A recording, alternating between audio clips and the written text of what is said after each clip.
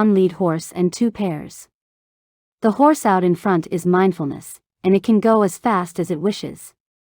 It doesn't have another to balance with. Mindfulness is in the lead, it is first and foremost. Without it the wagon couldn't get started. But the other two pairs have to balance with each other. The first of the two pairs is energy, which has to balance with concentration. Concentration settles one down. If there is only concentration and no energy, one becomes drowsy. One can become apathetic and lethargic. It can become concentration without mindfulness, because there isn't enough energy to be awake and aware. That kind of concentration isn't useful. It needs energy to balance with. But energy without concentration is also useless because it can make one so restless that one always has to do something. Energy has to have a direction. It's no use putting the fuel into the vehicle, getting it started, but not knowing where to go with it. That's a waste of fuel, isn't it? Since we have one energy crisis after another on this globe, it's a shame to waste any fuel, isn't it? We need to make sure we know where this vehicle of ours is going. It should have one direction only. Upward toward growth to attain a higher, more elevated consciousness. When one grows, one gets a more expanded vision. When we grow enough, we can get a bird's eye view. When such mental and spiritual growth has been achieved and we can look down at everything from above, what is happening below no longer affects us. Whether there is a flood or a drought or even an earthquake on this globe of ours or a spaceship up in space, our consciousness won't be affected. It has a bird's eye view of it. With that kind of view, we see the whole instead of the particular. We can, if we're up far enough in space, see the whole of this globe down below. While we're down here physically, just all we can see is this room. The same applies to our inner vision.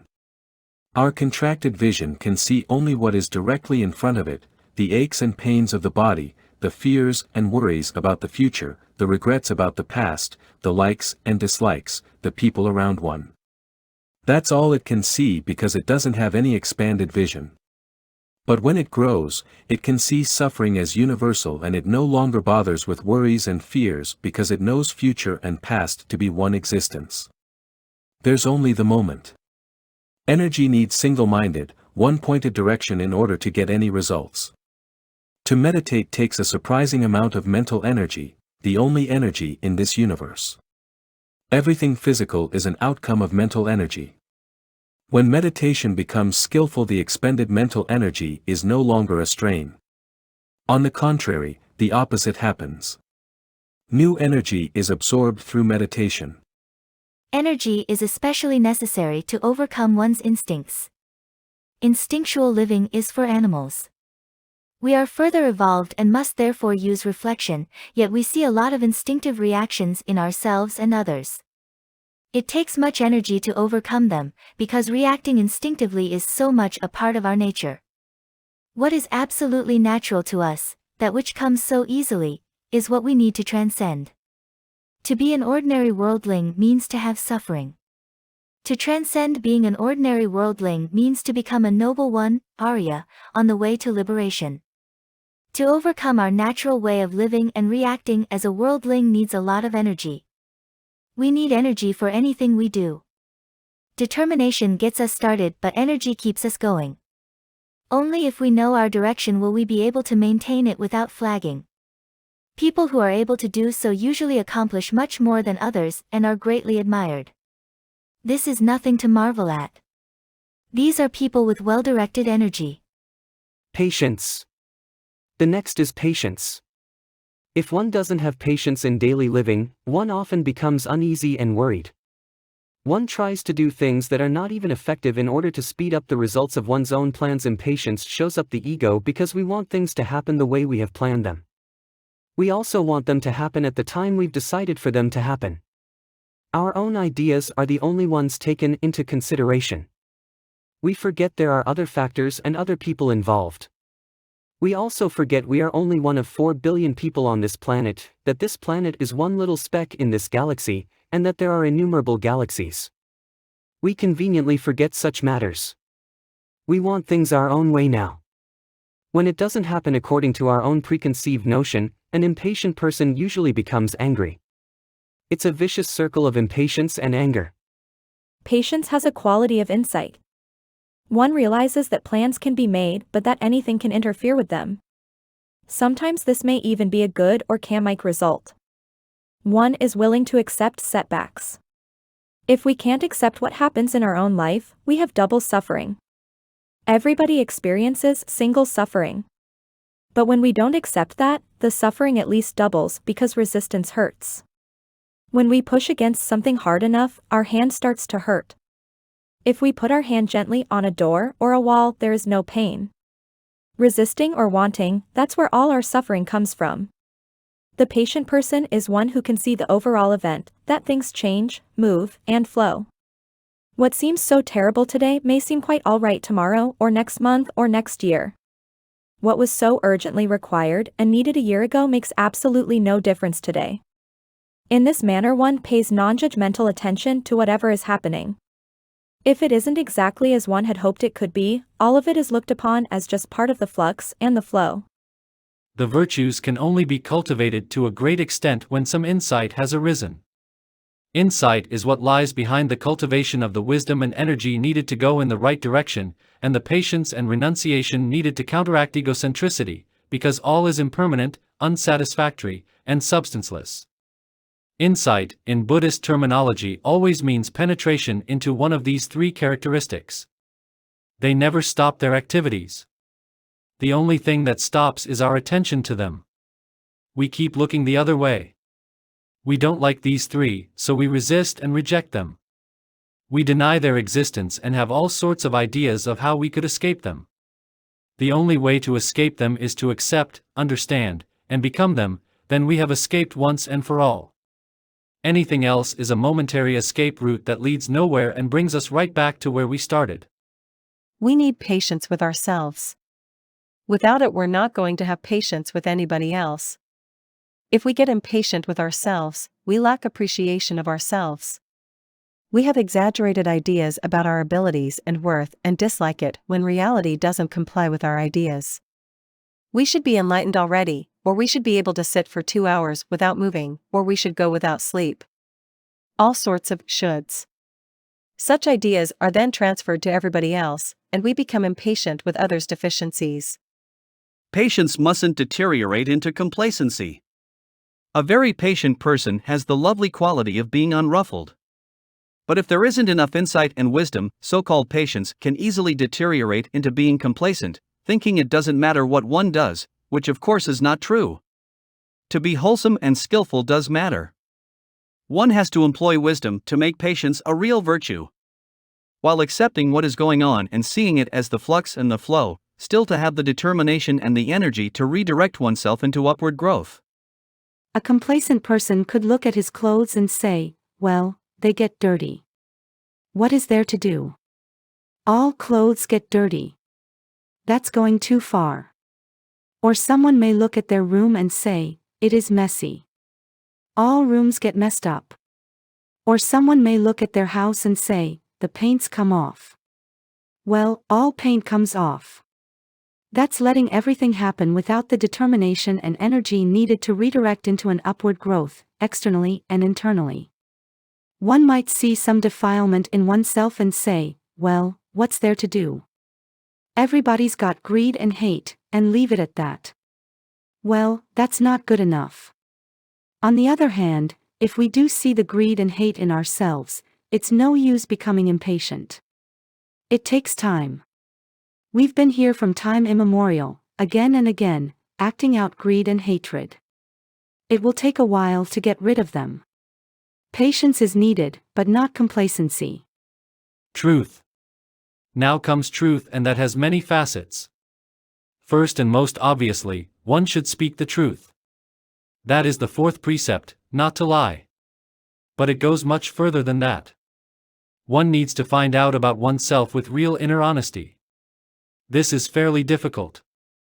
It takes some wisdom to find out what is wrong with oneself, instead of what is wrong with everybody else. It is not so difficult to find out about other people. It is fairly apparent. But to find out what is wrong with oneself, that is difficult, and needs penetrating truth and inner honesty. It is like digging inside, questioning oneself. When the first question brings an answer, that answer has to be questioned again. Why am I doing what I'm doing? Why am I feeling what I'm feeling? Why am I reacting the way I'm reacting? In the end, the answer will always be ego, if one has dug down deep enough. The facile reactions of, well, it's just my ego and there's nothing I can do about it, or it's just my karma, aren't useful. Both are equally non-productive, because if one has dug down inside oneself again, and has seen the results of the ego assertions, then one will want to find some way of loosening the hold the ego has. It is very difficult to see ourselves as others see us. We have to put a mirror in front of ourselves, not to see our physical shape, but to see our mental and emotional makeup. This mirror is called mindfulness. Sometimes the way other people react can create a mirror, but not a totally truthful one, because their own ego is involved. The main work has to be done by questioning oneself. Truth has other facets. To know the truth means knowing the Four Noble Truths, and this is the true Dhamma. Knowing the Four Noble Truths means that we have seen them with our inner vision: the noble truth of suffering, the noble truth of the cause of suffering, which is craving, the noble truth of the cessation of suffering, which is liberation, and the noble truth of the way to cessation, which is the Noble Eightfold Path. Ultimately, the word truth implies just that. All truth must in the end lead to freedom and liberation. People search for truth in many different ways, through innumerable ideologies.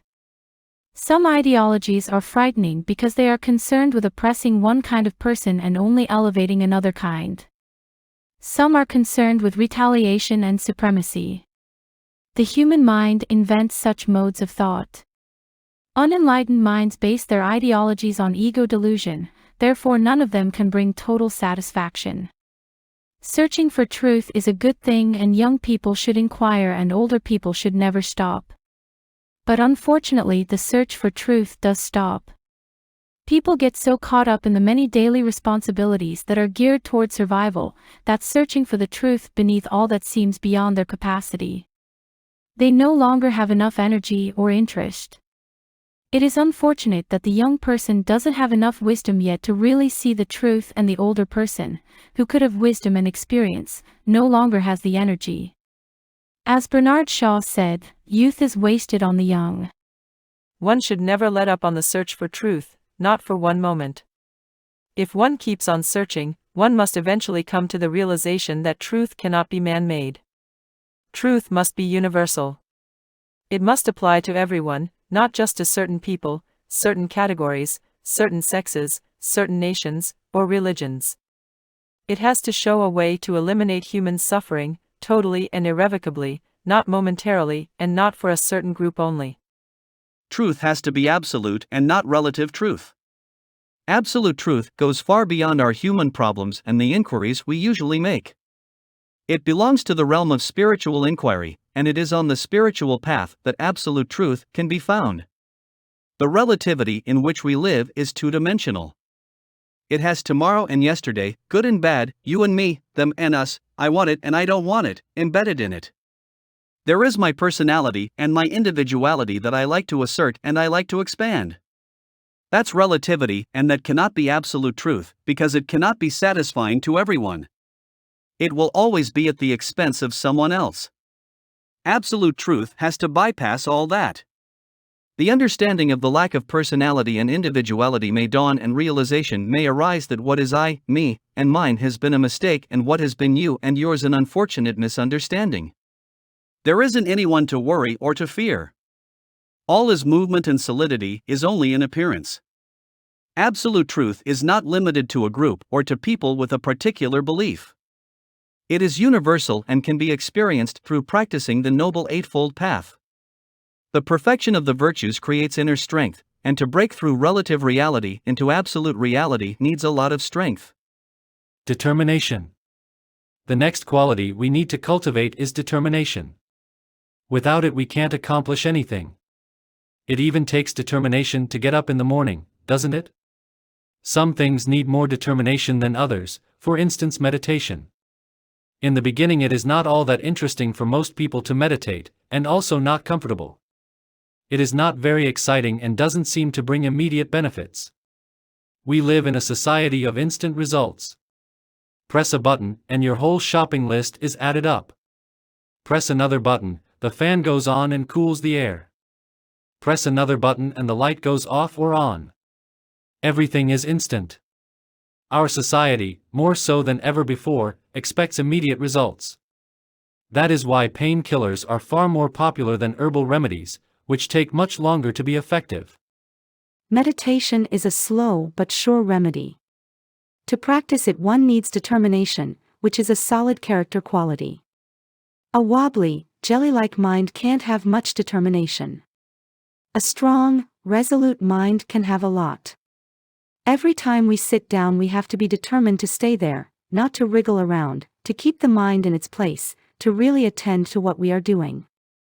Determination is also needed in everyday living. If we wait for things to happen, it is highly unlikely that they will. We have to do something about them. It took determination for you to come to this meditation course. It would have been more comfortable at home. We have all these character qualities within us. We certainly have the quality of moral conduct. If most people didn't have that, the world would be in much greater chaos than it is already. We certainly have the virtue of determination, but we don't have the deep-seated wisdom that these qualities are our best friends. We must try to be near them, keep them with us, and make them grow. They are necessary ingredients for a happy and peaceful life and are indispensable for spiritual progress. That is really all life can offer us, spiritual progress. Aside from that, there are only momentary pleasures. These are dangerous because they lull us into complacency. When we see this with clarity, then the determination arises to make spiritual progress our priority. We need not live in a monastery or a cave for that. We can make progress or backslide anywhere.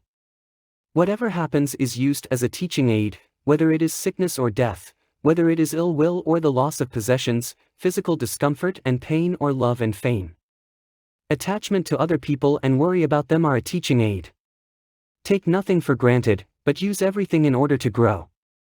Determination arises when we can see that life has nothing else of value to offer, except our own spiritual growth and final emancipation.